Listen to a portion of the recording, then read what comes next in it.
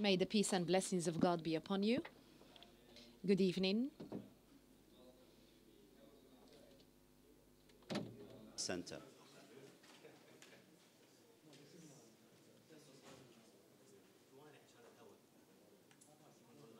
Right, okay. You'll give me a signal, will you?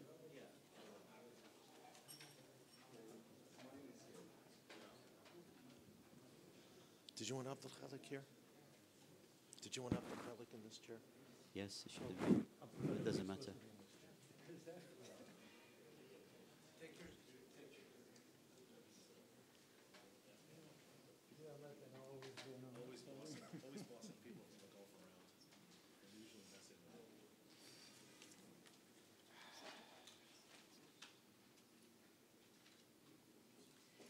While I wait for the signal from Al Jazeera, can I start by saying that this is going to be broadcasted live, and I would really, really appreciate it if you can not just put your phone on silent, but turn it off altogether. Switch it off if you can. The event is going to be about an hour 15 minutes, and it does interfere with their transmission.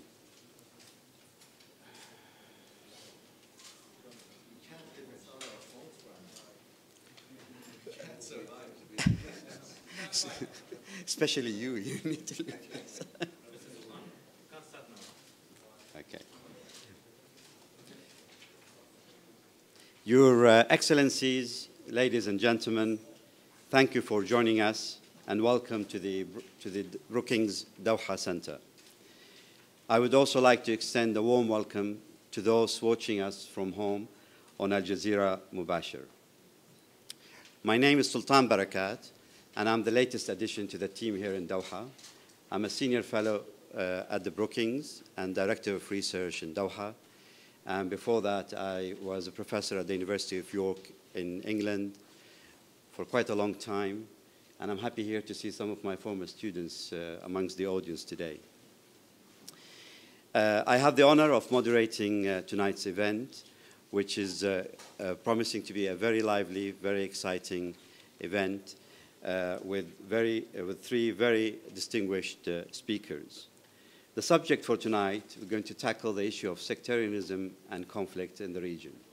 Sectarianism has risen in the last few years in the media across our region as a reason often for conflict, but there have been many explanations behind it.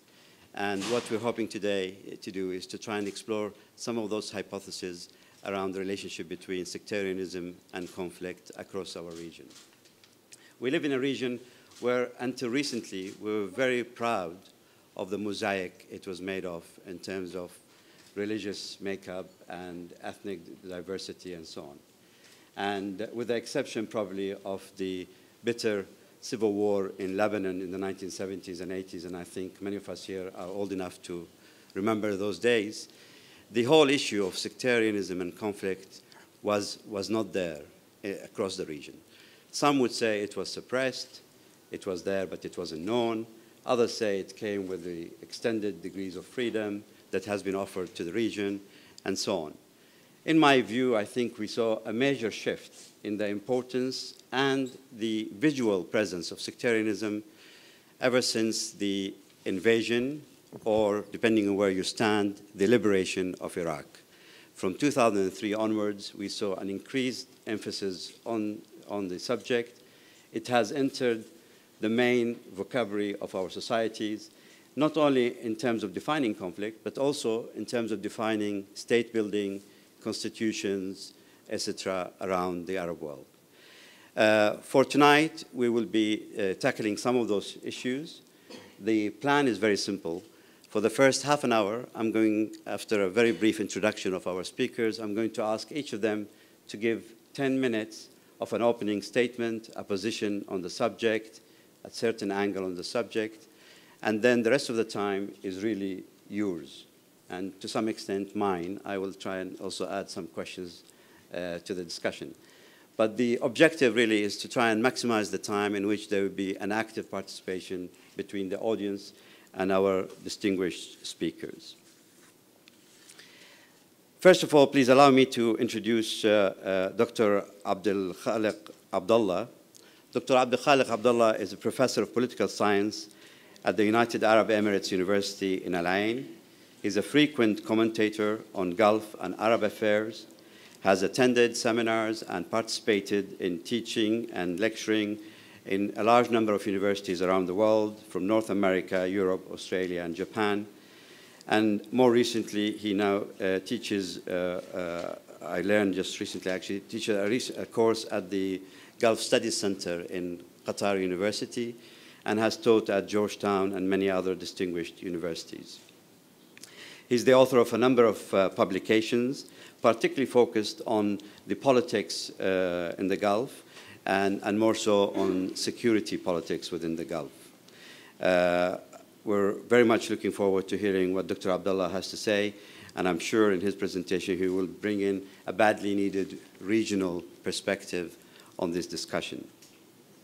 In the middle, we have Dr. Gregory Gose, who I'm thrilled to finally meet in person. I've had the honor of working with him, reviewing his paper when I first arrived as a director of research at the center, which was on this particular subject and has inspired us to hold this event. And it was entitled Beyond Sectarianism, the New Cold War in the Middle East. Dr. Gregory is a professor at the University of Texas A&M. He is the head of the International Affairs Department within the Bush School of Government. And before that, he had a very distinguished career at Vermont University in the US. He has published extensively on the Middle East and has particular and very sensitive knowledge of the fine grain of the complex issues that we see in our region as a whole and in the Middle East and in the Gulf in particular. Last but not least, our third distinguished panelist is Dr. Mehran Kamrava, who comes not from such a far distance, just up the road from here, from Georgetown University School of Foreign Service, where he is a professor and a director of the Center for International and Regional Studies. Dr. Kamrava has written extensively on issues within the Middle East, and in particular on the dynamics of ruling institutions and national security debates within our region. His most recent book, which again I had the honor of reviewing for one of the journals, is Qatar, Small State, Big Politics, which has been very well received across the globe. As I said at the beginning, I'd like to invite our speakers to start with a 10-minute statement, uninterrupted, and then we'll go into our discussions right away. So if I may, with your permission, start with Gregory, given that his paper inspired us to hold this event. If you can start with your statement. Thank you. Thanks very much, Sultan. It's a pleasure to be here. Assalamu alaikum wa rahmatullahi wa barakatuh wa shukran ala hudurkum. And now I'll go back to English. I want to say a few things about the paper, just to start us off, and I look forward to our discussion. One of the reasons why I chose to write about what I'm calling the new Cold War in the Middle East is because I thought that there was a profound misunderstanding, particularly in the United States, about the nature of what was driving the international relations of the region during this very difficult and sensitive period. Almost anyone you talk to in the United States, and certainly most of the media representations, would tell you that this is a war between Sunnis and Shia. And then they would stop as if that was enough. Right? Once you got that, you understood what you needed to understand about what was going on in the Middle East. One of the most notorious things that I saw in this regard was a little article in the Washington Post that said, "The Sunni-Shia conflict explained in 2 minutes." And I thought, well, if they think they can explain it in 2 minutes, I better write something longer. And the reason that I wanted to write this, and Brookings suggested the title "Beyond Sectarianism," which I think is an excellent one, is that I think that the sectarian tensions in the region, while real and undeniable, are not the major driver of the region-wide crisis that we're seeing right now. They are, to some extent, a manifestation of that crisis, and they are part of that crisis, but they're not the cause of the crisis. And my argument in the paper is that the cause of the region-wide crisis in the international politics of the Middle East is the weakening of state authority. Let me tell you what I mean by that. I think that from the 1970s right up until the Arab Spring, what we saw in the Arab world was a strengthening of state authority from the weak states that were easily knocked over by military coups in the 1950s and 1960s. You saw, starting in the 1970s, the development of very strong regimes. Now, these regimes were, in many cases, brutal. They were stultifying in their control of social and economic and political life. They were not models of human rights or political freedoms. But they got control of their societies. And those societies were much more difficult to interfere in, to penetrate, than had been the case before.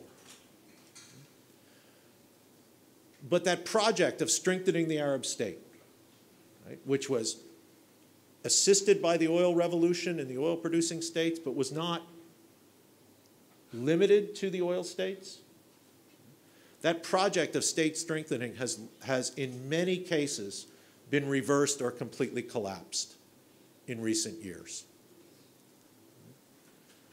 The cause of this new Middle East Cold War is, in my analysis, the exact same cause of what the late Malcolm Kerr referred to as the Arab Cold War of the 1950s and 1960s.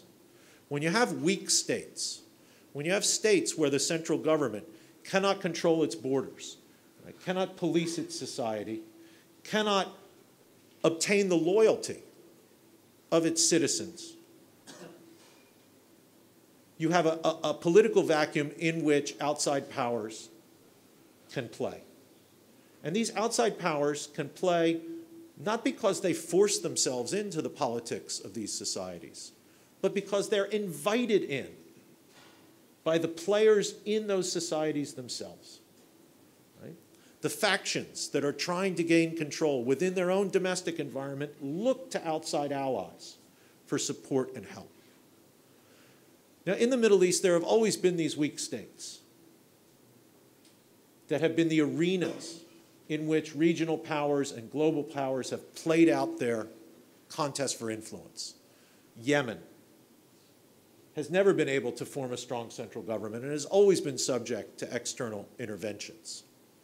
Lebanon, right? From the time of the Civil War and even before, foreign powers, both regional powers and global powers, have made alliances with local factions within Lebanon in order to try to advance their interests. But as long as the number of these weak states was relatively small, politics in the Middle East followed a more, if you will, classical model of state versus state. But the weakening of the states in the Arab world, the increasing number of these political vacuums, has created the context for a new Middle East Cold War.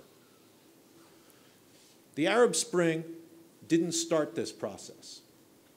This process was really started by the weakening of the Iraqi state. Right? The Iraqi state was weakened through the misgovernment and misjudgment of Saddam Hussein, his invasion of Kuwait, which led to the international sanctions, his misgovernment of Iraq after that, but finally, the thing that really kicked off this new round of the Middle East Cold War was the American invasion. And I'll say invasion, not liberation, of Iraq in 2003. A weakening state in Iraq became a failed state because the United States, as a conscious matter of policy, destroyed the instruments of governance in Iraq, disbanded the army, outlawed the ruling party, and gutted the bureaucracy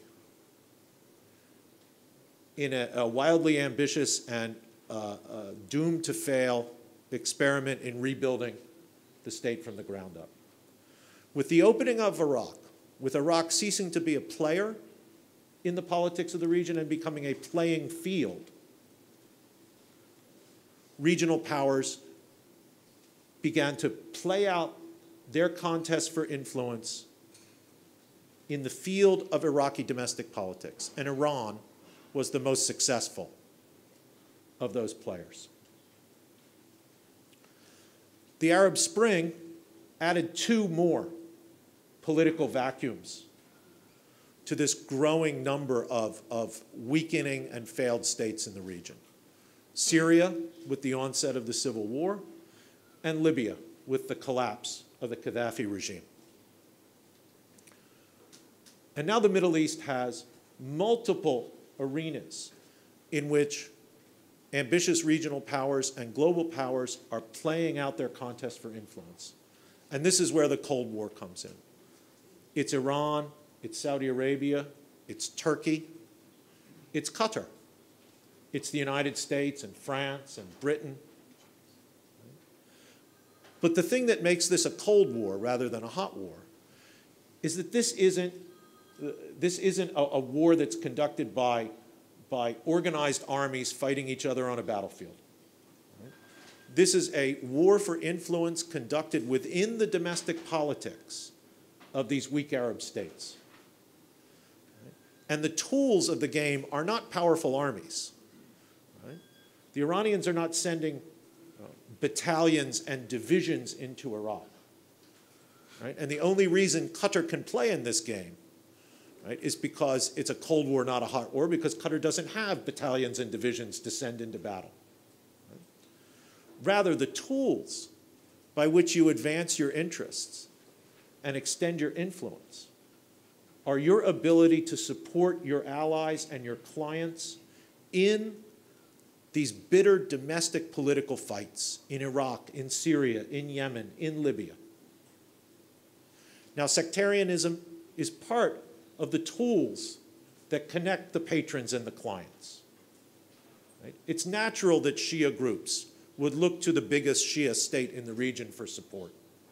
It's natural that Sunni groups would look to Sunni powers for support. Right? But that's not the cause of the crisis. The cause of the crisis is the breakdown of state authority that makes those sectarian identities or ethnic identities like Kurdish identity, or regional identities like al-Haraq al-Janubi in Yemen, right? Or tribal identities and regional identities in Libya. Right? It's the failure of the state that raises those identities and makes them the most important and salient elements of your political life in these countries. So this Cold War is being played out in the domestic politics of these weak Arab states. And this is bad news, right? This is bad news for the future, right? Because while we can think of short-term military and political steps that might roll back the power of the Islamic State in Iraq, right? Or might lead to short-term truces in certain areas of Syria between government forces and those fighting the government. We don't have a blueprint for how to reconstruct state authority. In countries where the bureaucratic administration of the state has collapsed, where control of the borders has disappeared, where majorities of the citizens not only feel disconnected from the official ruling authority, right, but see it as an enemy that they want to fight against. My fear is that much as the Lebanese civil war lasted for nearly 2 decades, that we're in a situation where the reconstruction of state authority in these weak Arab states, in these political vacuums that draw in the intervention of outsiders, could take just as long, unfortunately. Let me just say one more thing, and that's about what's changed since the paper came out back in July. Obviously, the rise of the Islamic State, the so-called Islamic State, not just in Syria, but now in Iraq with the capture of Mosul and other territories in Iraq, has called even further into question Iraq's state capacity. Of all the weak states that I've listed, Iraq probably had the best chance to reconstruct some amount of state capacity because of the oil money that it had. But I think that the success of the so-called Islamic State is a blow to the prospect of the reconstruction of state authority in those parts of Iraq that are not under control of the Kurdish regional government. I think the rise of the so-called Islamic State also exacerbates, makes worse, the intra-Sunni dispute that is part of this new Middle East Cold War. Right? If this Cold War were completely sectarian, Saudi Arabia, Turkey, Al-Qaeda, the Muslim Brotherhood, and the Islamic State would all be on the same side. But as you know, they are not. They are competing with each other for political power and popular support across the Sunni Arab world. There is no sectarian conflict in Libya, but Libya is a site of the new Middle East Cold War. The rise of the so-called Islamic State has brought the United States back into Iraqi politics in a more direct way. After this administration, the Obama administration, desperately wanted to remove itself from the politics of Iraq and did not want to get involved in the politics of Syria. The rise of the Islamic State has reluctantly brought the Obama administration back into Iraqi politics.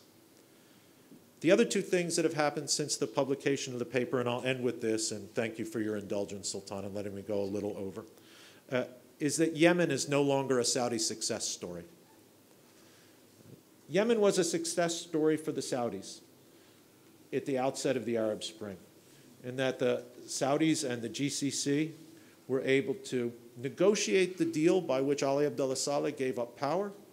And it appeared that with the development of the national dialogue in Yemen, there was a chance that Yemen would avoid the bad consequences that we'd seen in other parts of the Arab world from the fall of regimes.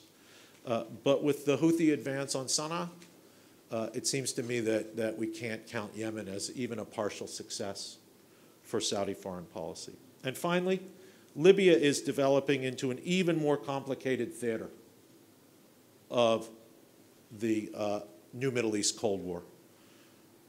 Not a sectarian theater.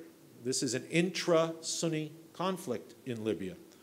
And with the new government in Egypt and the United Arab Emirates militarily supporting Khalifa Haftar, the seemingly developing division in the country between Benghazi and Tripoli, I think we're going to see Libya draw even more foreign attention and foreign intervention as we go down the line. Thank you. Thank you so much. So sectarianism is a reality, the tension is a reality, it's there, but it's not necessarily the cause of what we're seeing today. It has a lot to do with the state failure, which raised identities. Abdul Khaliq. Bismillah ar-Rahman ar-Rahim.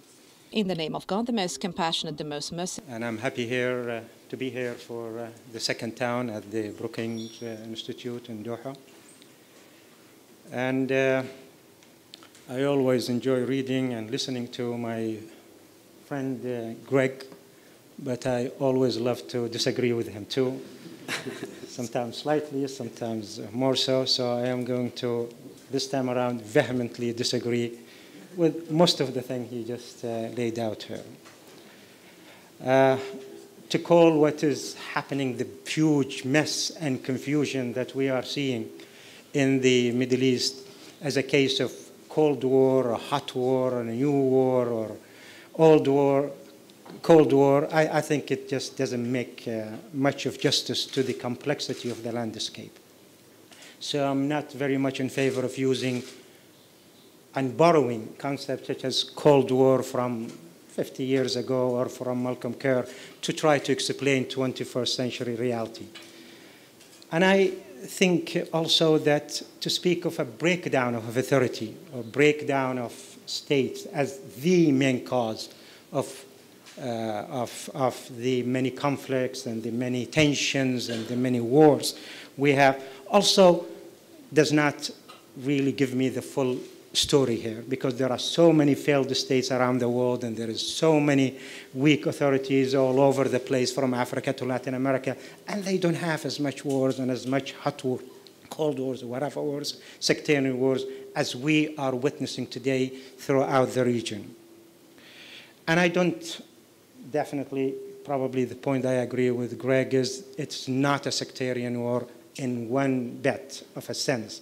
Maybe there is an element in there, but it does not explain the breakdown of complete order in this whole region extended from Pakistan all the way to Morocco. According to the latest Global Tracking Conflict Report, which is, I think, the Foreign Affairs Council in New York produces between now and then, there is, at this moment, 12 active armed conflicts in this small region extending from Afghanistan to Morocco. More armed conflict in this small region than you would see in all of Latin America, all of Africa, and probably all of Asia combined, by the way, okay? This region is today probably the most violent region on earth as it stands right now. We have to come up with some different explanation. We have to be much more creative than borrowing sectarian concepts or Cold War discourse to apply it to what is going on, the big mess, the huge jungle, the Hobbesian of war of everybody against everybody.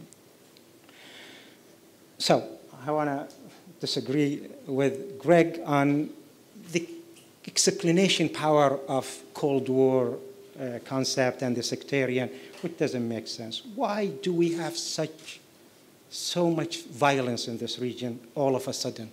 And how do we explain it? I have no clue, by the way, okay? I am not going here to lay out a good concept. But let me bring to your attention two things.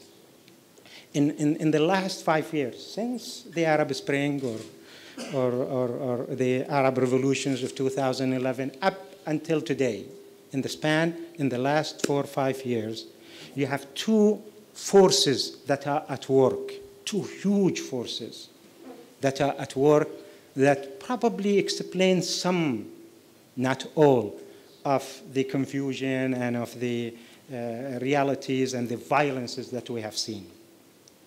The first force is the forces of change. Forces of change have been unleashed in the strongest way possible during this Arab Spring, throughout the Arab world, definitely in the 5 core Arab Spring states. And the unleashing of forces of change came all of a sudden, without any preparation. Nobody knew how and when and why. It is all still, debatable. But forces of change came and put an end to 6 decades of political stagnation in this place. 6 decades, 60 years of political stagnation, of dictatorship, of authoritarianism, of corrupt government. And the intention there was to bring some kind of democracy, probably freedom, dignity to the Arab world. But we know now that things didn't go the right way. We are still in this forces of changes in places like Libya, places like Egypt, Yemen, etc. And I think forces of changes came not to weaken government, which is already strong enough, and it is strong enough, but they came to, to deliver some noble causes, and things just went wrong. Probably we are still in this transition period of democracy and all transition to democracy throughout history are always long, messy, and it's not going to be tidy. And I think we just have to go through this mess for a while. We don't know what's the end result of it, but we are still in the first 10 minutes of it at least, not the last 10 minutes of the power generated by forces of change. That's one force that came in a strong way during the past 4 years. The second force, much more destructive. It's the forces of Islamic radicalism, forces of chaos, forces of instability, forces that we have not seen, forces of calamity. This came about as a result of probably American invasion of Baghdad or American inaction in Syria or whatever you call it, but this forces of radicalism, Islamic radicalism, Islamic extremism is at work. And it is profoundly different from forces of change. Forces of extremism, the intention is to end nation state as such, not end government. They want to get rid of nation state as we know it, as it has developed in this region in the past 150 years since World War I or Cycles-Picot or whatever. They want to just get rid of something called nation state as we know it. No more borders, no more nation states, Islamism, pan-Islamism, Khalifatism, Islamic State, etc., which extends from Morocco all the way to Indonesia. That is forces of radicalism, extremism, which is much more destructive, by the way, and much more challenging, not just to slow down. No, slow down. Sure. Maybe I'm talking too loud also. No, no. Okay. Loud is good, but speed. Speak slower. Okay. So we have at work here forces of destruction, forces of extremism, and this force of extremism does not have any noble, I guess, goals, such as forces of change. They really want to get rid of nation state and play havoc in the region, and that's what they're doing. And they're going to be around for a while. Once again, we are in for the first 5 minutes of the hour, not the first 10 minutes of hour. This thing is going to be around for a while.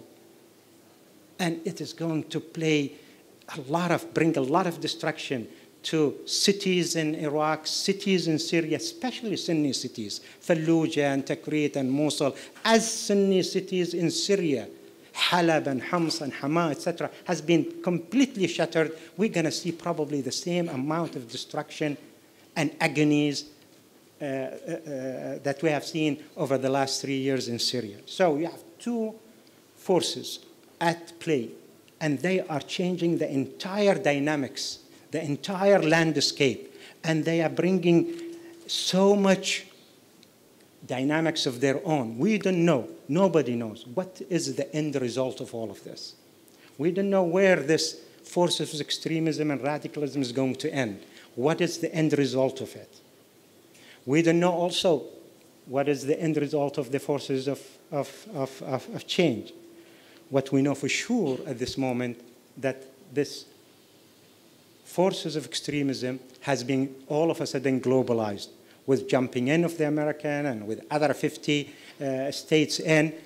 Whenever the American come, they make more mistakes and they bring more problem than solve problems. So I'm a bit pessimistic here, and I'm not seeing anything in the horizon that is good news. It is definitely glass all empty, not even half empty. And I'm sorry to end my talk about what's going on, this messy jungle, Hobbesian war, not Cold War or hot war. It's going to be civil war over a sectarian war on top of hot war, on top of global war, all combined in this stretch of land between Pakistan and Morocco. It is not a very happy place at this moment. Thank you very much.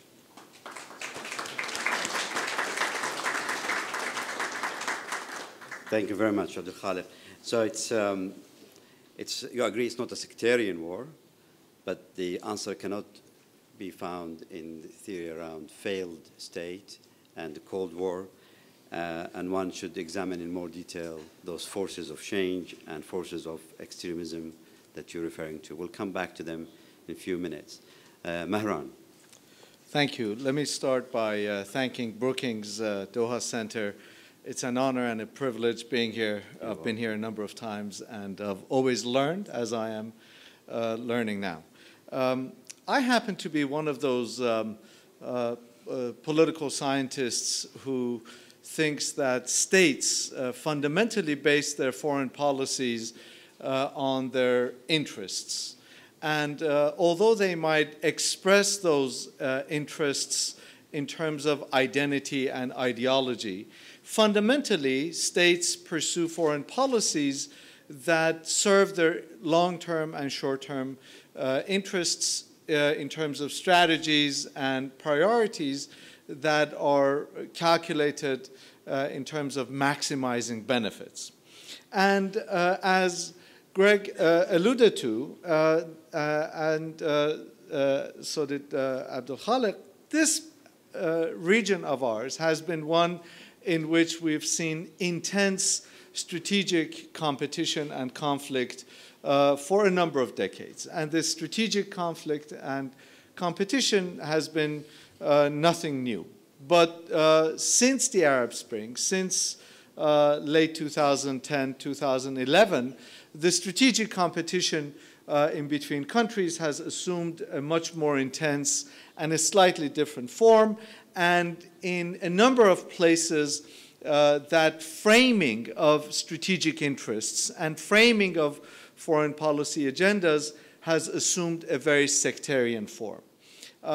We also should remind ourselves, remember that oftentimes the public, people are extremely susceptible to how states frame issues. And so when a state frames an issue in sectarian terms or in terms of identity and in terms of ideology, if not everybody, a majority of the population, even if not an overwhelming majority of the population, but certainly a majority of the population tends to buy into that framing, the way that states frame certain issues. So if a state frames an issue in sectarian terms, then it does tend to have some level of resonance among the population.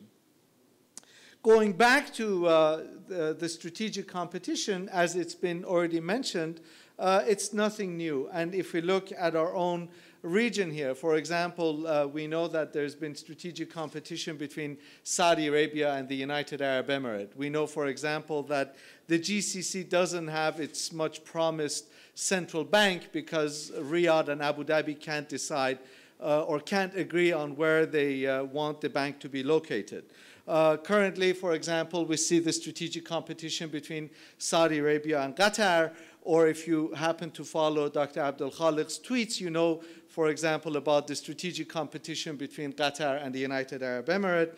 UAE and Iran compete strategically, and of course, a number of other regional actors. Again, these competitions are not sectarian, although sometimes states frame their competition in sectarian terms, but we see from what's happening in our own region that the strategic competitions have a different root cause.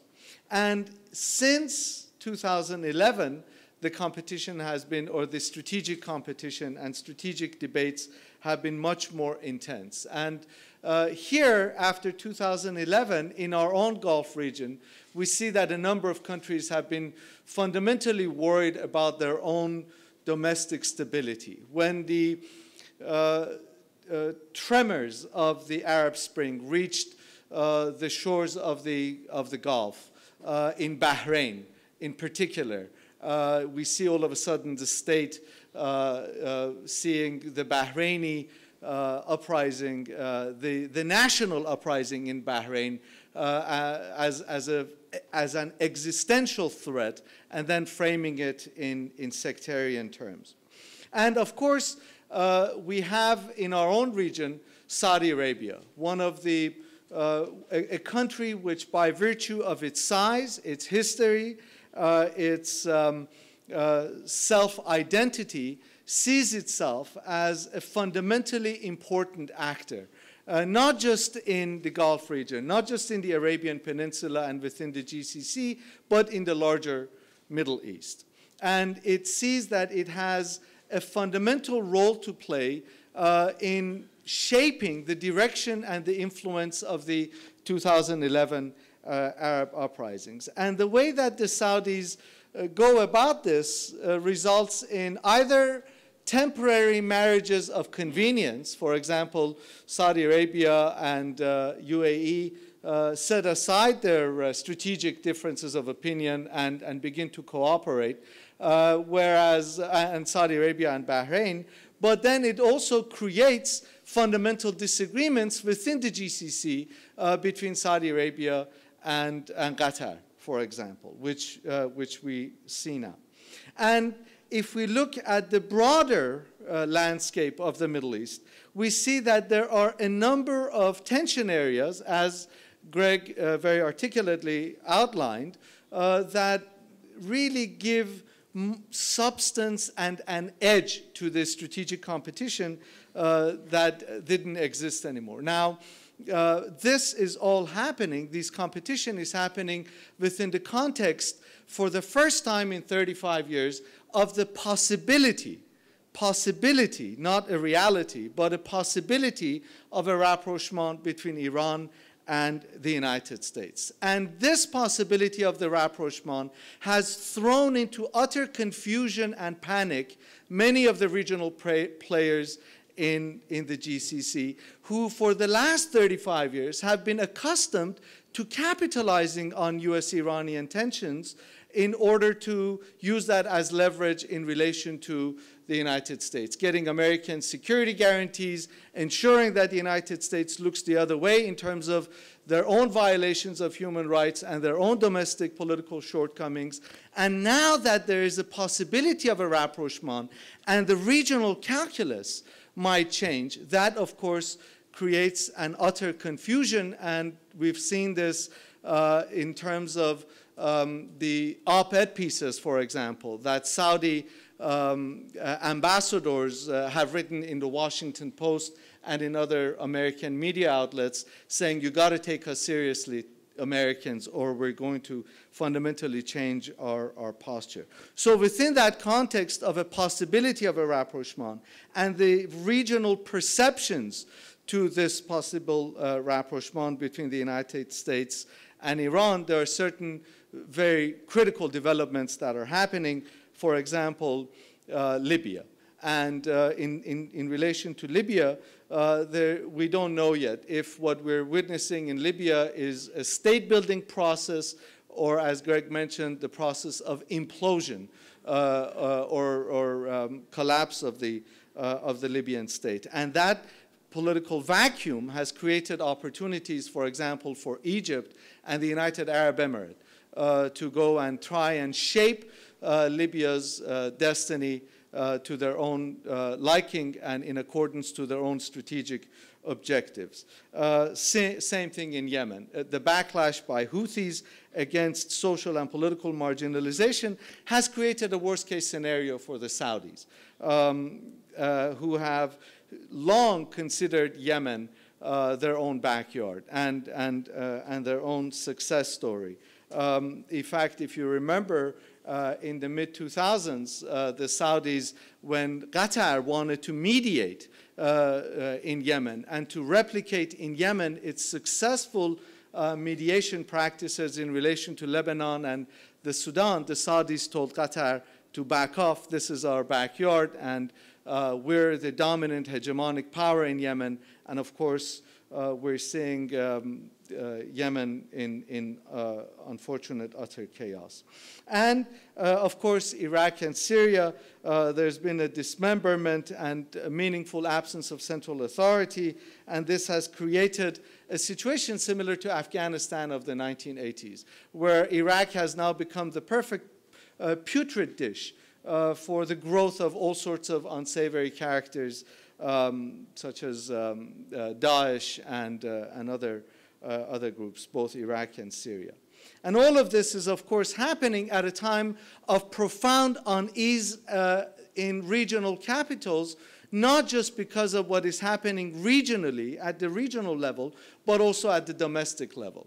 And what we're seeing is that, in particular, in Saudi Arabia and in the United Arab Emirates, we have the emergence, not in Saudi Arabia for the first time, but in the UAE for the first time, the emergence of murmurings among national populations in terms of their attraction to non-state actors. You know that, for example, in Saudi Arabia, the second largest foreign contingent joining Daesh is, or the second largest contingent joining Daesh is Saudi. According to some reports, the largest contingent of foreigners joining Daesh are Tunisians, approximately 3,000, and then the second group are the Saudis, that number around 2,500 in terms of estimates, an estimate of 2,500. But also, for the first time, we have in the United Arab Emirates the appeal of the Muslim Brotherhood among Emiratis. And this, of course, is cause for profound unease and a sense of discomfort among the Emirati political leadership. And this domestic challenge for the first time, at a time of profound regional changes and strategic competition, is, of course, one of the main driving forces of some of the extreme reactions that we see coming out of Riyadh and Abu Dhabi. So let me end by mentioning that regional tensions, unfortunately, are not going away, and neither are divergent strategic interests and competition, which is likely to remain a dominant characteristic of the region, but neither are domestic political challenges. I know our focus here has been on regional developments, but domestic regional challenges, particularly in places that we have perceived as immune to domestic political instability, not just Saudi Arabia, but the UAE. These, of course, are issues that we need to take into account. Thank you.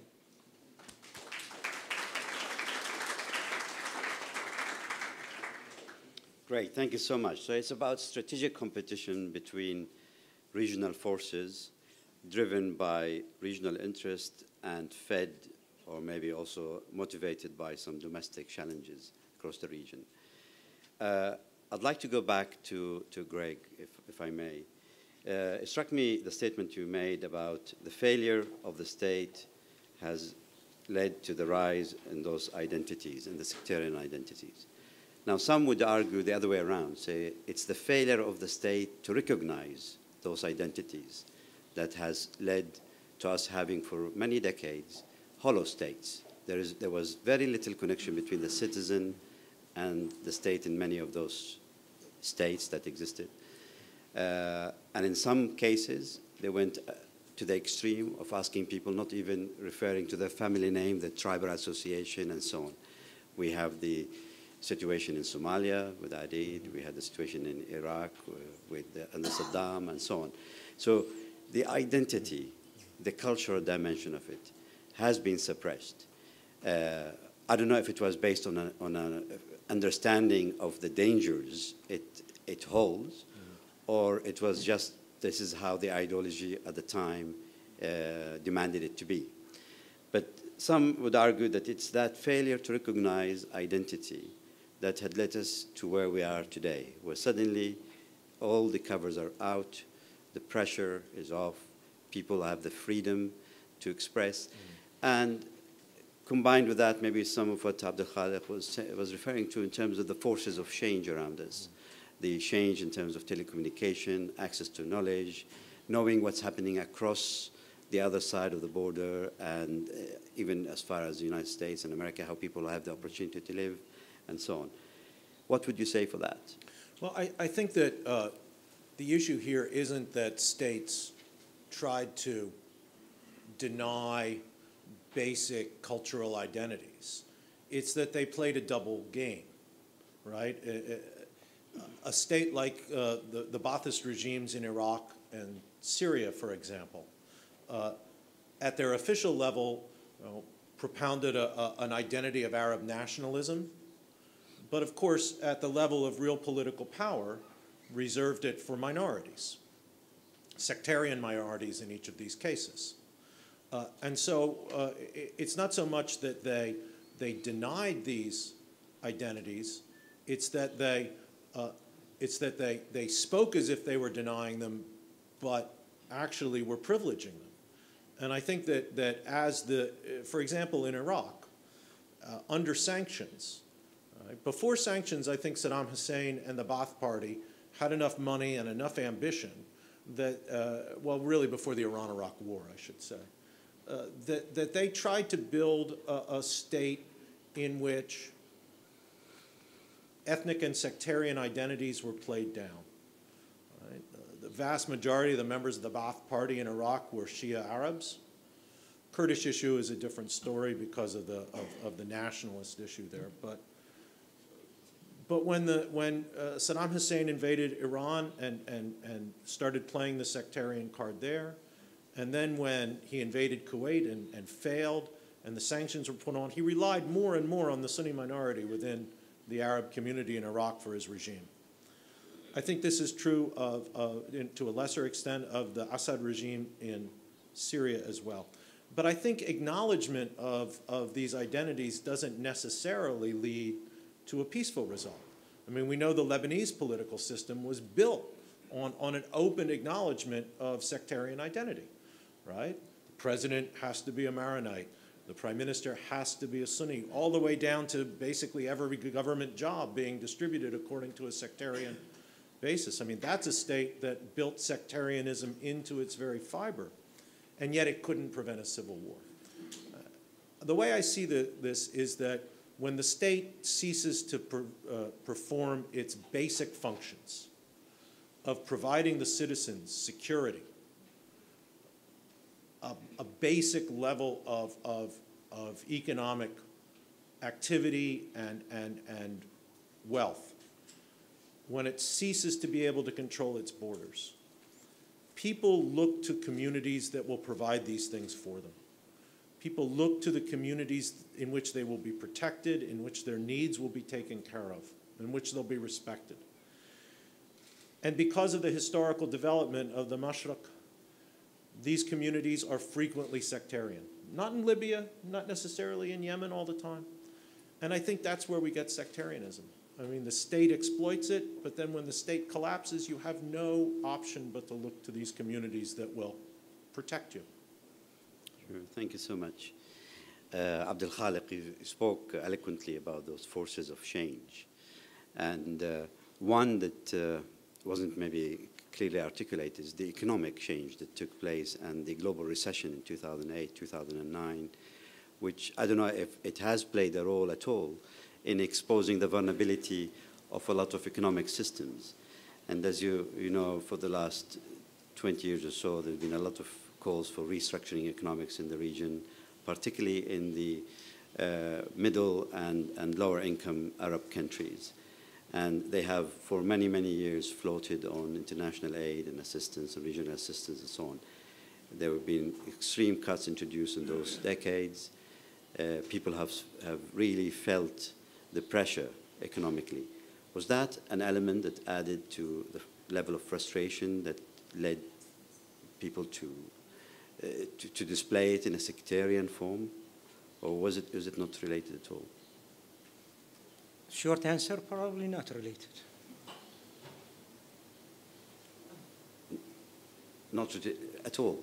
Well, I mean, short answer is, you know, I mean, the 2008 financial crisis, etc., probably has very little to do with the forces of change that was unleashed in Egypt, Tunisia, throughout the Arab world. I mean, I don't see a direct causal relationship, but you could stretch your imagination and probably put things together, and maybe there is a link of it. The forces of change we have seen that change the status quo, the stagnation, the 40 years of stagnation in Tunisia, Libya, Egypt, and traveled all the way to Yemen and then to Syria and all over the place, has their origin inside each of these countries. And little related to the financial crisis that took place in New York and on the financial sector. However, you could always make a link of a sort. So the forces that I was referring to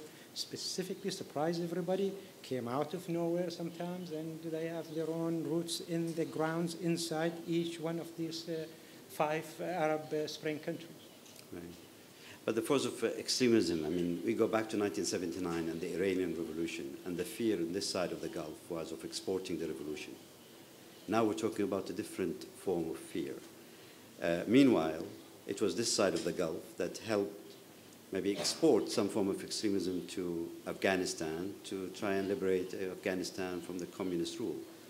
Now, there's been this dynamic going on, and it could not be explained that they've just come back home. I mean, what we invested in a lot of money and time in the 1980s has come back to haunt us.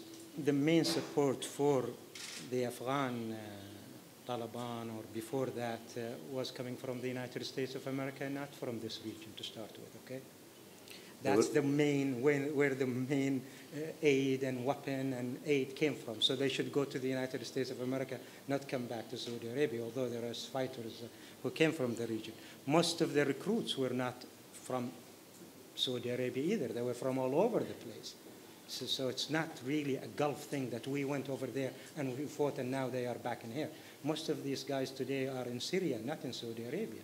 They are in Yemen, not in Qatar, UAE, or Oman, etc. So we're, I mean, that kind of talk sometimes does not really resonate very well with the facts on the ground, just as much as what Mahran said. I thought I was going to disagree with you, Greg, but I have thousands of disagreement with what Mahran have just told you here in the audience, including what he said about the fact that UAE, Egypt, are shaping Libya's destiny to their own liking. I don't know where you bring this from.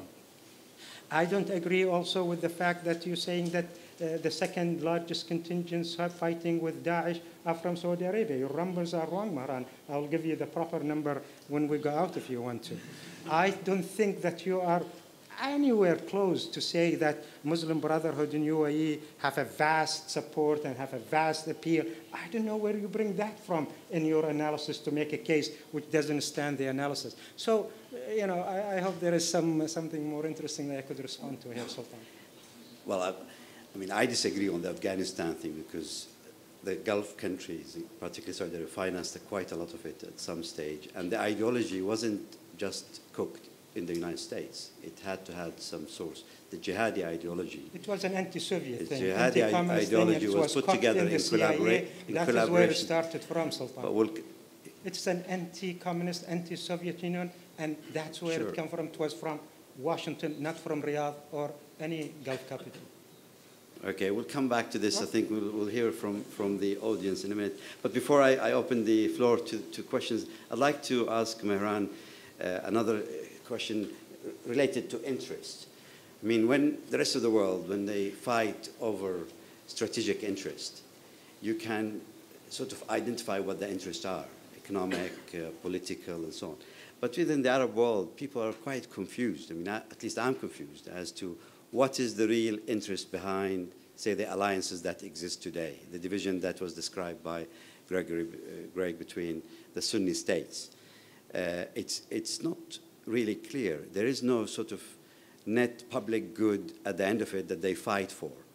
And is it related to the fact that we have a lot of personality-driven politics, that people could be at the personal level, two guys get upset from each other, they exchange words in an Arab League meeting, as happened in the past.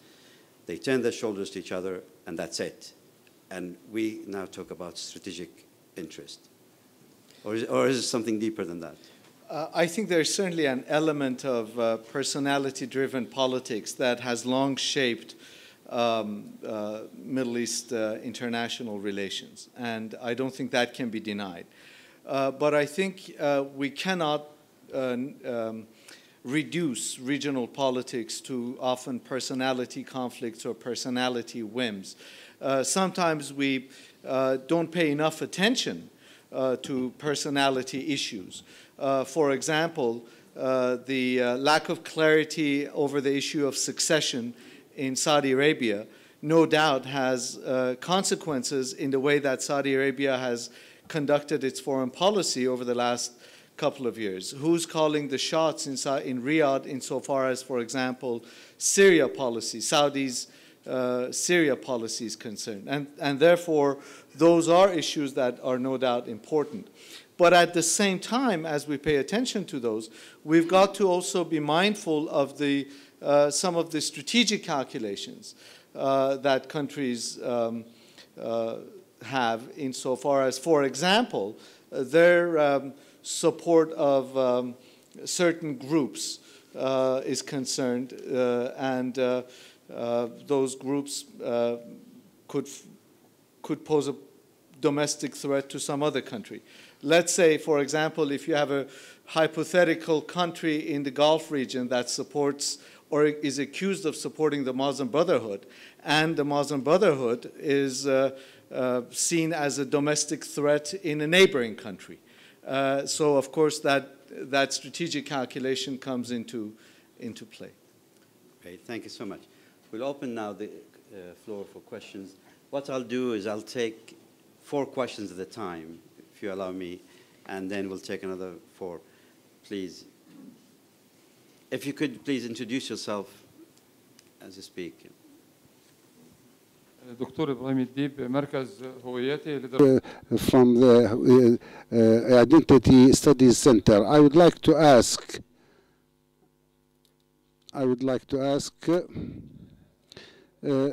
should we be taking theories and then collecting evidence? There are 3 presuppositions and theories that Mr. Husseini had begun with.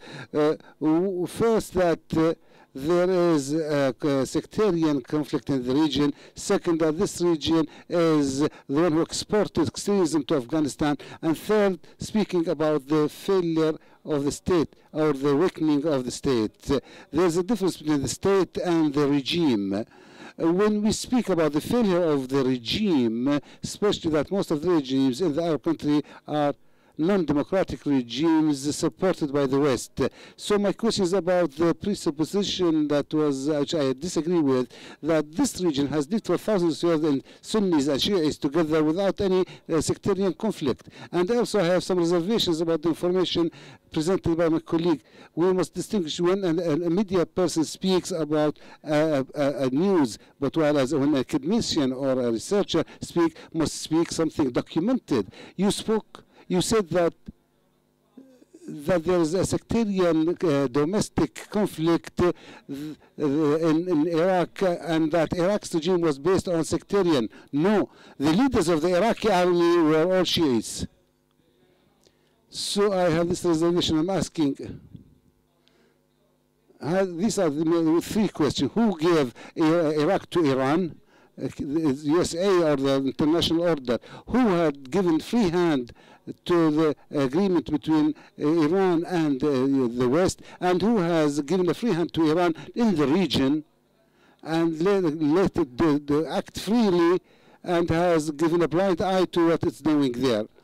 We must know that the Iranian project is a political one, using ideology for its political purposes. I have big reservation about the terrorism that is taking place, and this is what the international order is trying to say. We take another question. Thank you very much. I thank all the speakers, the panelists, and I would like to ask 2 questions related one to the other. When Mr. Gregory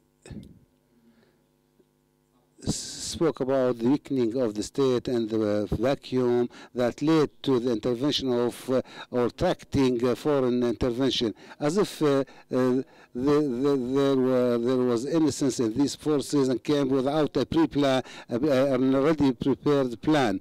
This is contradictory to what we have heard from the American leadership for the past 2 decades, speaking about building a new Middle East or a bigger Middle East, and speaking about the reform assimilation of the region and the spread of democracy in it, and by using creative chaos as one of the means for this.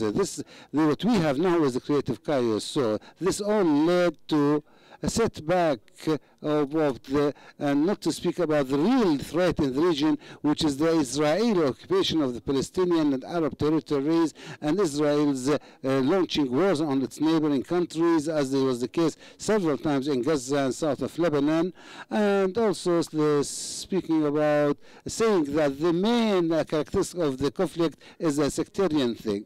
How can this explain the alliance that we have seen recently under the leadership of USA, which was joined by Sunni countries in the region against Daesh, which many people think is the spearhead to fight the Iranian Shiite threat. So if these countries want to destroy Daesh, does it mean that they want Iran to expand its influence more? As everybody knows, that the Iranian is the strongest threat in the region.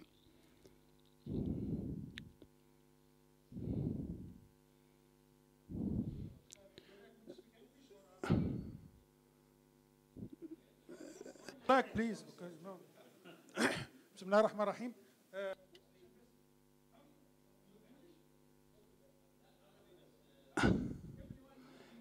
I am friend of Dr. Mahran. Dr. Zakaria Matar, Egyptian revolutionary, okay, against the military junta of Egypt. Dr. Abd Khalid,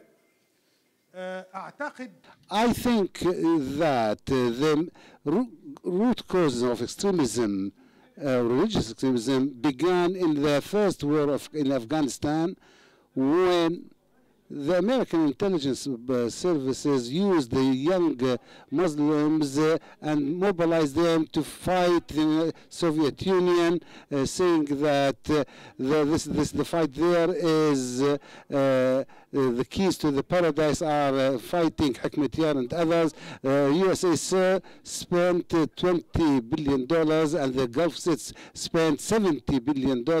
You have equipped these people, and these people became stray dogs that are biting you now. These are the root causes of the cause.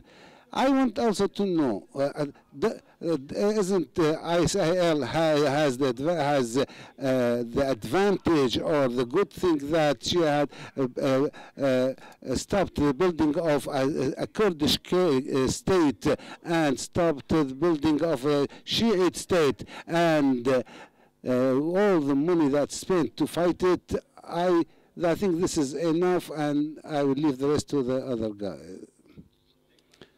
This question, and then we'll come back in the second round. Thank you.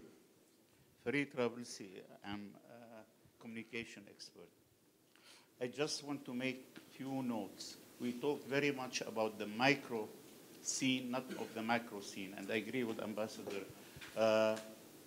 Israel or Palestine was never mentioned. We know Ben Gurion in '52, he said that the three states in the region, Iraq, Syria, and Egypt, are the biggest threats. We started with Iraq, with Egypt, now it is Syria. Number three, Martin Endick here in Brookings, and Martin Endick in when he was here in Brookings this year, Dr. Zakaria asked him what is the axis of American policy in the Middle East. He said 4: security of Israel, oil, oil, and oil. So I agree with the Professor Abdul Khalik when he said when the Americans, they come, with a certain idea. Again, in 78 December, President Carter passed the Christmas with Shah of Iran. In March 79, Khomeini was in Tehran. The reason was a think tank in Washington said, and Professor Abdul Khalik said, it's the religion against communism. Yeah. In 3 months, when he toasted in December the most stable regime in the region, 3 months later, in March 79, Khomeini was in Tehran. Just one last thing. And the Crusaders came to the region in the 10th century or 11th. Who was ruling was the Fatimids, the Shias. And their head of the army was Salah ad-Din, the Sunni. In all the literature of the time, we don't have a conflict of Sunni-Shia. I think what's happening now, they want to change the direction of the enemies from Israel to Iran. Iran conflict with the Arabs is more of cultural, Farsi versus Arabic, using the ideology against this. I mean, and there are many other comments on this in our study, but I think we talked about the micro. We should see the big scene against the small scene. We can understand it much better. Thank you. Thank you so much. Let me go back to our panelist. I'd like to start with Abdul Khaliq on the issue of extremism and the statement made there that agreed with the fact that it was exported, financed from this region. I know you disagree with it, but could you say where actually it has come from? You know, articulate what you think, what do you disagree with exactly with that perception? I don't know whether I disagree with you. Just preempted my, but I think, look, there is plenty of extremism here and there and everywhere. Extremism is not just a Middle East and Arab Islamic thing. There is plenty of extremism back in Europe.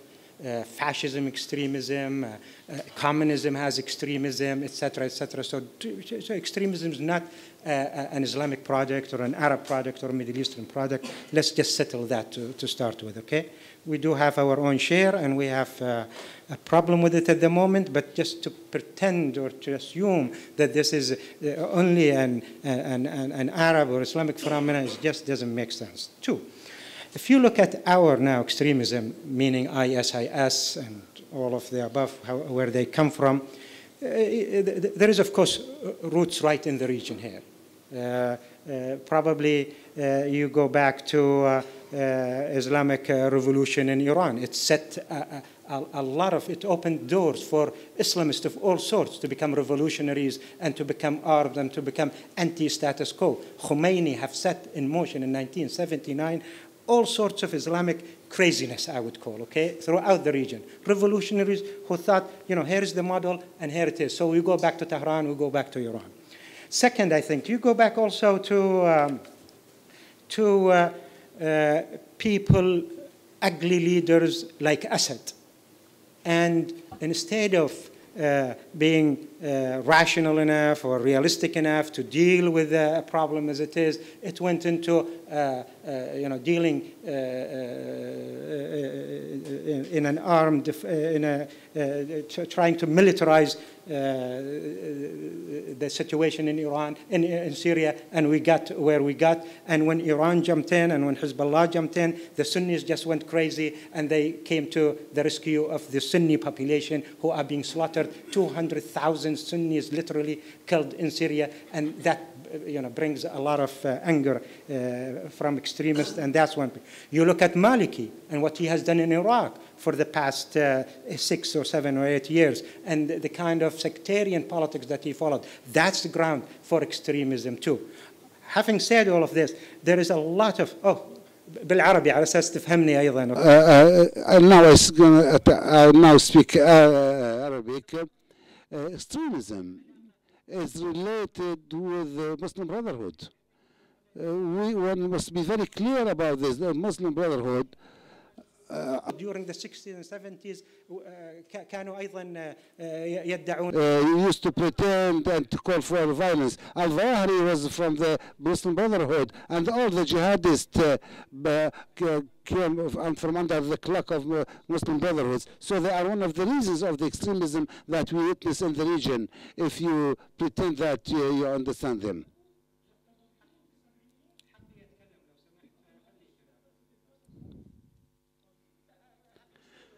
Muslim Brotherhood and Iran and everything. Everybody, American American inaction and American action, American invasion, American stupidity, or whatever is responsible for extremism in the region. So everybody is responsible. I think at the moment we shouldn't go into searching for the blame game, okay? We really need to tackle the extremism. It's one of our problems in this region, and I think we have to fight it squarely and in the best way possible. And it doesn't have to be just militarily. Thank you. Greg, is this part of a larger project, of a new Middle East project? And is there a systematic thinking behind it? Has it been going for some time? Has it led to the chaos that is needed in order to settle a new arrangement? Well, first I want to apologize on behalf of my friend Abdul Khalik to the poor translators, because he goes between English and Arabic from sentence to sentence, and I think that you're putting far too much of a burden on the translators here.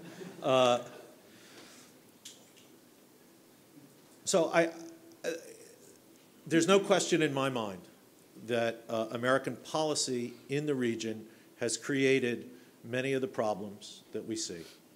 I think that the destruction of the Iraqi state as a matter of direct policy, intentional policy, is something that has led to disastrous results on many levels. And America is responsible for that. We did that intentionally. Now, there were some, from the American policymakers' point of view, there were some unintended consequences to that. Believe me, the people who made the Iraq war weren't thinking, if we do this, we'll really help the Iranians. They had the Iranians in their sight next. And if Iraq had gone well, I think that they would have turned their guns on the Iranians. But without a doubt, one of the unintended consequences from an American point of view of the failure of America's Iraq adventure was to increase the power of Iran in the region. This was true in Afghanistan as well.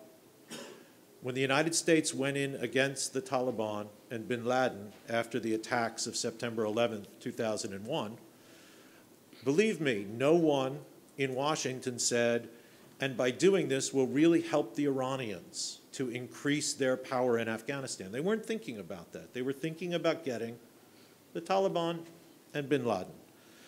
But without a doubt, there have been unintended consequences that have benefited Iran. I would not look at this as a deal between Iran and the United States, or an effort by the United States to turn Sunnis against Sunnis for the benefit of Shia. The best argument against this notion that there's a secret or even a semi-public U.S.-Iran deal is, in fact, America's very close relationship with Israel.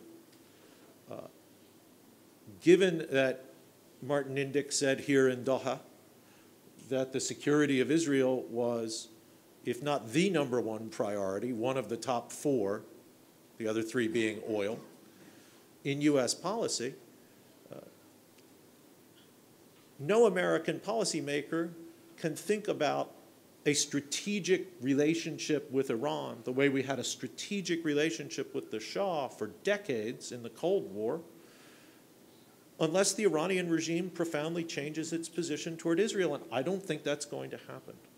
So I would say that there are intended consequences to American policy, but there are unintended consequences as well. Believe me, you've seen plenty of Americans come through here, and I'm just the most recent one. And you can tell from the way we talk, we don't know everything, and we certainly can't do everything. Abdul Khalik pointed out all of the mistakes, or at least half of the mistakes that Americans made in the region.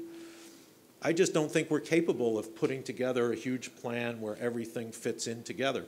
We couldn't even reconstruct the state in Iraq, where we had 150,000 troops, and we were committing billions of dollars of American assets, and we failed.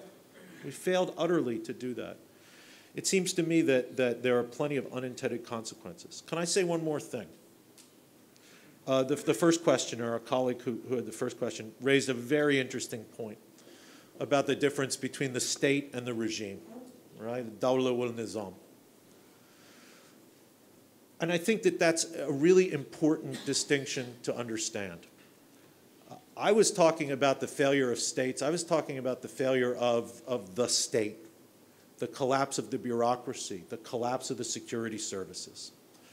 Right? We have a case in Egypt where the regime fell, and then another regime fell, whereas the underlying infrastructure of the state remained the same, right? The bureaucracy did not collapse. The police force did not dissipate. The army did not collapse, divide, take off their uniforms and go home. When the regime changes but the state remains, right, you don't have a crisis. You have a political crisis, but you don't have a profound social crisis. But when the state collapses, the state collapsed in Libya. In Yemen, the army divided, right? In Syria, the state has lost control over vast parts of the territory. I think that that's a very important distinction, and I'm glad it was brought up. Thank you. Thank you so much. We all obviously hope that this time the U.S. has a plan. and there will be less unintentional consequences than in Afghanistan and Iraq and many other interventions. On it. But Mehran, the issue raised about Iran and its influence in the region and the Iranian agenda. I mean, if you take a crude sort of calculation of events since 1991, one could probably say there have been three gainers, if you like, in the region: Iran, Israel, and to some extent Turkey. In terms of everybody else has lost, including the United States. They lost a huge number of people who were killed in those different interventions.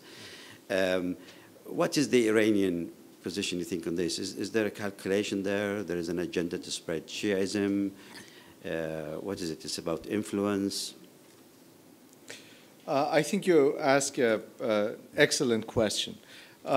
We've got to, let me answer this with a couple of points. First, we have to remember that we're looking at a very fluid regional scenario, a region in which from year to year, if not month to month, things change in a way that no one can predict and no one can assume.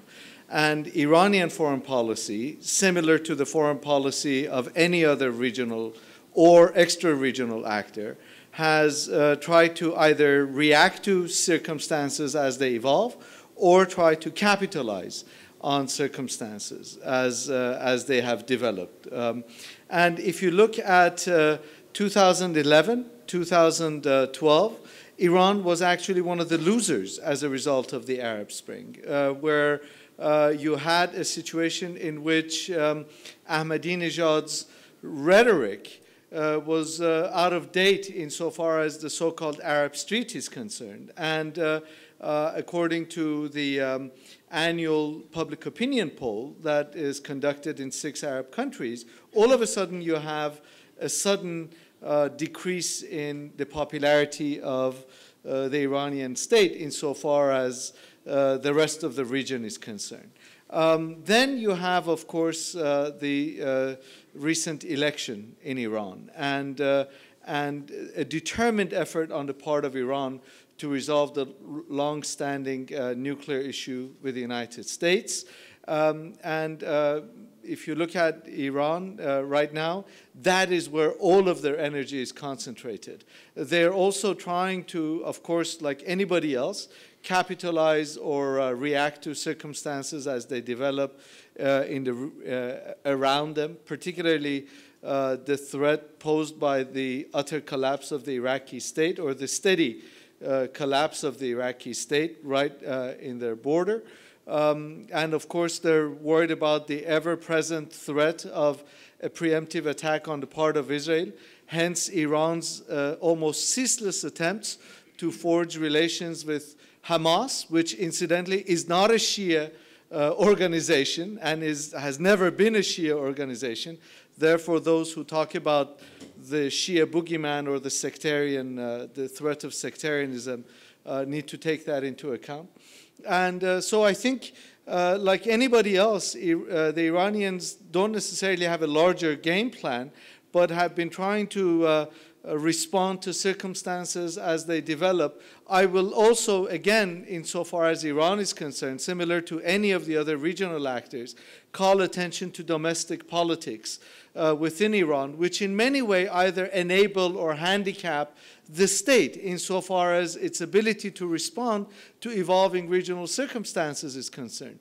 Right now, Rouhani has been able to forge a somewhat tenuous consensus within the Iranian body politic around the nuclear issue. And that in many ways frames the way Iran has been able to react to regional developments and regional circumstances, pretty much in the same way, for example, that Saudi domestic politics or Emirati domestic politics shape the way in which each of these actors are able to react to circumstances as they evolve around them.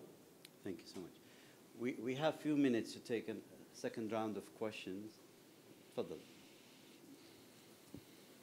Please introduce yourself and, if possible, direct the question to one of the panelists. You asked me to come here. My name is Abdullah Ba'aboud. I'm from Qatar University, from the Gulf Studies. Is the microphone working? Can you hear me? Yes, yes, we can hear you. I agree with some of what is being said, but I just want to extend the debate, if you like, and bring in some new dimension to it. I don't think sectarianism is because of a lack of a strong state, although I would agree with a certain aspect of that. I think I would say sectarianism has arisen in this area is because of the very nature of the nation state itself. The nation state is very new to globally, but also to us in the region. And the whole idea of a nation state is not yet accepted and contested. The Khalifa, Caliphate now is a manifestation of this rejection of the nation state. But also this nation state was immediately captured and dominated by regimes that did not really create a state, a modern state, but created a bunch of thugs that started to rule these countries. And they did not build any institutions. There was a lack of institutions. There was a lack of civil society, middle class. There was a lack of a rule of law, social justice. And overall, there is a lack of any regional order. And I think this is what creates most of these problems. Of course, there is no initial, there is no one answer. But I think I just wanted to kind of extend the debate and look at the nature of a nation state and how it has affected politics in the region. Thank you very much. We'll take one here. Birol Başkan, Georgetown University in Qatar. Building upon what Dr. Ba'aboud said, I guess I understand your problem with journalists taking sectarianism as the cause of all of these trouble. But also, I find instrumentalization of sectarianism as the other extreme of the same approach. I guess the truth probably is between two. I mean, the modernization theory predicted that sectarianism would be just gone as we modernize, but it doesn't. Definitely, there must be something with humans that are their sectarian identity or their ethnic identity are so dear to them. So it's not just instrumentalization of this, I guess, is not helping a lot to understand the concept. And I guess the title of the workshop is also going beyond sectarianism. I guess we should not go beyond sectarianism. We should understand sectarianism first, then maybe we can go beyond sectarianism. Thank you so much. Can I take the lady behind you? Given the funding of IS, I mean, any kind of organization in order to maintain power needs funding, especially for arms and fighting. If it is truly the destruction of the state, and it seems a slightly more anarchic, but also in a situation where it seems like women are often on the roughest end of the stick here, I guess I'm trying to understand the motivation behind the states or individuals that are continuing to fund IS and its continued spread. Because if we talk about combating extremism, one of the biggest ways is to choke the funds to it. Or what are our other options? Thank you very much. And then take one question at the back, please. Either of you. He helped me to get a question. My name is Jean-Marc Rickley. I'm assistant professor at the Department of Defense Studies at King's College here in Doha. I have a question to the panelists regarding the end state of your analysis. To Professor Gauss, you talk about the weakening of the state, and what are your prospects for the future of the nation state in the region? Has the nation state a future here as a form of governance in the Middle East? To Professor Abdullah, you mentioned these two forces. So do you think that at the end, one of these forces will prevail over the other? If so, what kind of environment should we expect to live in the region if it is either of these forces that prevail? And to Professor Kamrava, the question is about strategic competition. And I think you are the closest in the sense to the theme of the evening in terms of the Cold War, because what we are witnessing in your analysis is, in a way, a new Cold War. So who would be the main player in this strategic competition? Who might win this competition? Right. Thank you very much. Well, let's start with the questions from our colleague from King's College, but very brief answers. If you could, each of you, please just respond to his question quickly. I don't think anybody is going to win this strategic competition. The people of the Middle East are going to lose. I think that the big players in this are the players that we know. I think it's Iran. I think it's Saudi Arabia. I think it's Turkey. Israel can't play in this game because it doesn't have the connections within these societies, which is where this conflict is being played out. Israel is the most powerful military force in the Middle East, no question. But when it went in and tried to reconstruct the Lebanese state back in the 80s in a way that it liked, it failed utterly. And it just doesn't have the connections to the parties in these countries that are where this conflict is being fought out. I think that small states like Qatar and the United Arab Emirates that are trying to play a much bigger role in this new Middle East Cold War will fail. Because the only thing that they have to offer is money. And money can go a long way, but it can't cement the kinds of relationships that you need to actually have an enduring amount of influence in these kinds of conflicts. So I think that what we're going to see is obviously the global powers, but the main regional powers are going to be Saudi, Iran, and Turkey, and Egypt, if it can get its act together. Thank you. Dr. Abdullah.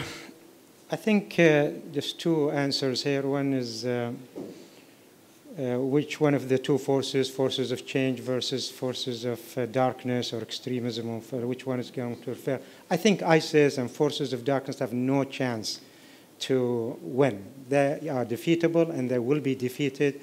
They are forces of destruction, and because they don't have any model in mind, they don't have any noble causes in mind, I don't think they're going to win. Now they have to fight all this huge fight, and they are already losing here and there. So eventually, I think that's the forces of darkness and chaos and havoc is going to go away. But after a lot of destruction, after a lot of misery to the people of this region, the chances is that forces of change will have a better chance. Today we have an election in Tunisia. If there is in this region just one single good model of a stable, prosperous democracy, which we do not have throughout the region, from Morocco to the Gulf, okay? if we have one single, successful, prosperous, stable democracy that will resonate throughout the region. And I think maybe Tunisia would be a case to emulate, and maybe since it started the Arab Spring, maybe if they get it together, we might have a better chance for forces of change, which is not a force of destruction, which is not forces of extremism. They are forces of moderation. Coming to the lady in the back. Yes, I was about to ask you to Yeah, actually is that do right? that. Yes, please Okay. go ahead. The funding issue is a very complex, okay? And let's be here a bit frank and honest and candid about it. I think at the early stage, when everybody knew the massivity of the slaughter and genocide committed by Assad against his own people in the first 1 year, there was some good intention. All those who are fighting Assad needs to be supported. There was a lot of funding coming from all over the world, okay? And I think some of that funding went to ISIS and went to these extremists unintentionally, a lot of it unintentionally, as a good friend have said. And I think that is probably regrettable. And we have to, just say it frankly. Nobody really wanted to support ISIS in any way possible. None of the Gulf probably are supporting it right now. They knew now what kind of beast is this ISIS, so no funding is going to be. However, you see, ISIS and all these jihadists really don't want funding. They don't thrive in funding. They come here to go heaven, okay? And they want to do it in the cheapest way possible, kill themselves. So they really don't need any funding. So this fixation about who's funding ISIS sometimes is just, it's not taking us into the right direction to understand the nature of this beast and the nature of the dark forces that we're confronting at this moment. Thank you. Kamrava. Yeah, I respectfully disagree with my good friend Abdul Khaliq. States fund IS because they try to fish out of muddy waters.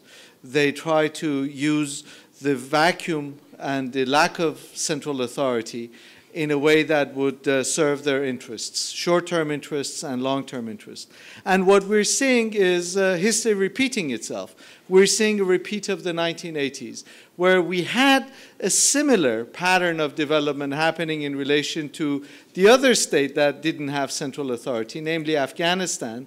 And of course, we saw the consequences of that. And we're seeing that history, unfortunately, repeat itself today. States are trying to compete by having their own clients in these fragile political systems. Thank you so much. I'm going to accept Dr. Abdullah's Aboud as a statement, his question, because it was related to the fact that we have those hollow states structured around us that led to their failure. But I'd like to ask Greg, please, to try and respond to the issue of tackling sectarianism head on. I mean, there seem to be a lot of unintentional consequences to policy in this region, and things are just falling apart unintentionally. But sectarianism is a reality. It may not be the cause of conflicts, but it has been used to recruit young men and women in various areas. It's used as an excuse to feed those conflicts. What do you think? Right. Dr. Birol is absolutely right that we can go too far on the other end and deny sectarianism is important at all. That just runs against what we see before our eyes. You can't create identities for people, right? You can't create from nothing a political identity that will then mobilize people to fight. This sectarianism is real, and it's deeply felt. But the question I think we have to ask analytically is, when does that particular identity become so important, become the dominant, your dominant political identity, that it leads you to view people who have lived next door to you for generations as your enemy?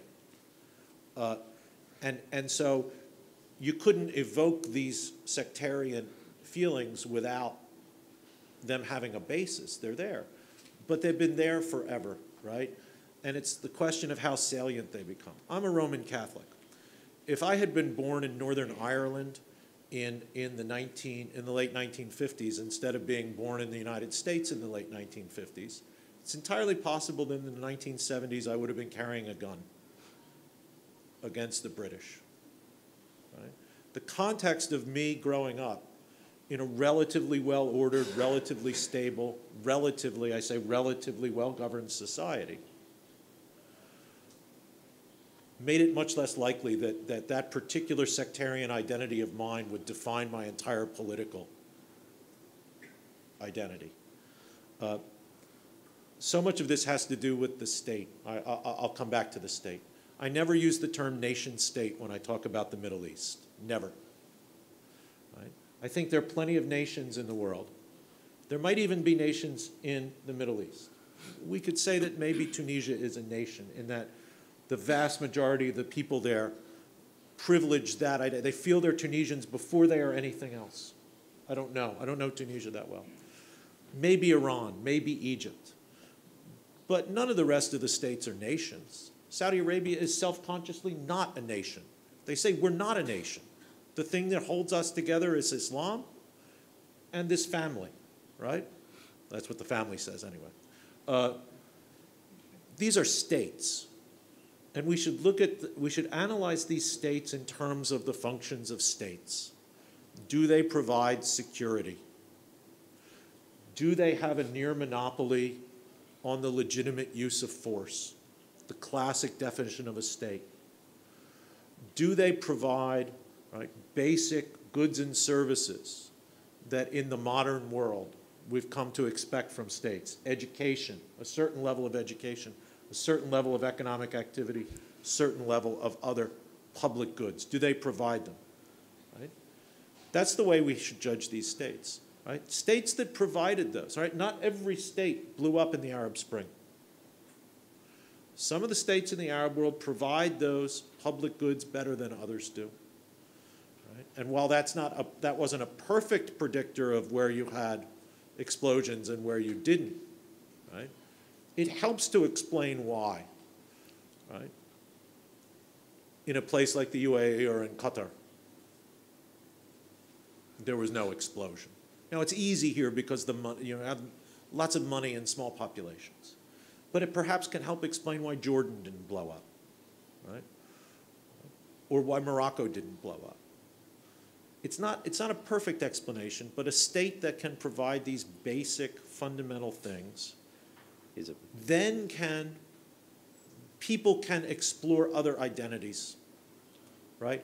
People can be comfortable in their state identity, and they can let these other identities, govern, who they marry, where they go to church or mosque, or what sports team they root for, right? In the United States, right, what state you grew up in now basically defines what sports teams you root for.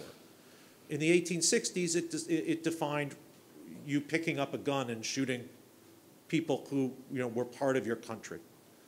So the salience of these identities, including sectarianism, changes, I think, with the political context, and we begin to understand that by looking at the state.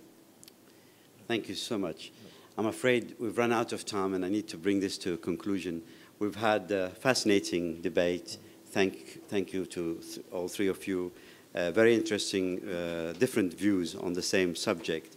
For those of you who are interested in learning more about jihadism and who finances it and how it works, particularly in Syria and Iraq, please do join us next week on the 29th of October in the same, no, sorry, it's not in the same place. It's going to be at the Diplomatic Institute?